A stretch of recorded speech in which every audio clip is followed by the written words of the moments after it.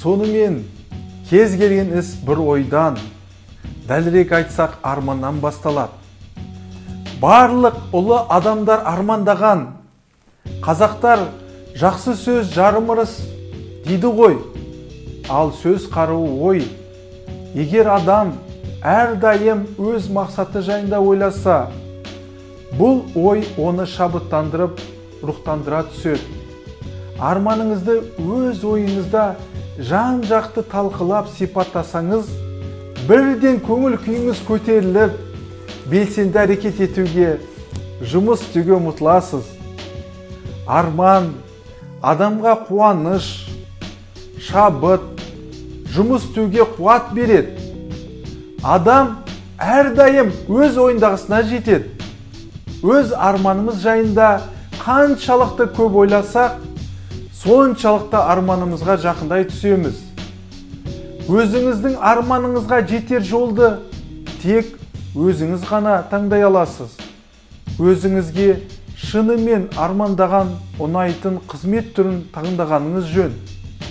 Барлық аты шулы кәсіпкерлер өзіне ұнаған кәсіппен айналысу арқылы ғана осындай жетістікке жеткен. Өз жұмысын тамаша нәтижемен орындаудың бірден бір әдісі ол өз ісін жақсы көру болып табылады.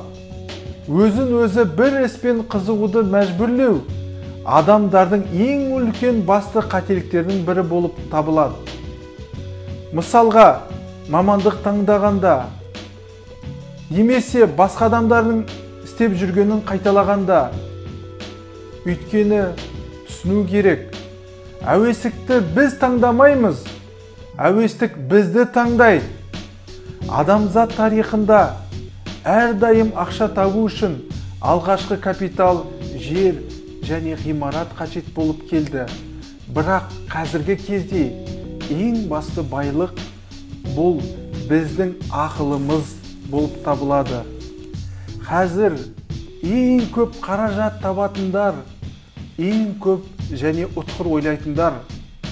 Ал ең көп ұтқыр ой тек сүйікті ісіңіз туралы ғана бола алады. Заманымыздың ең үздік кәсіпкерлерінің бірі, Apple компаниясының негізін қалаушы Стив Джобстың сөзінен үзінді келтіргім келеді. Егер сен сүйіктісіңді таппасаң, әрі қарай ізден. Іздегеніңді таппағанша іздестіруіңді тоқтатпа.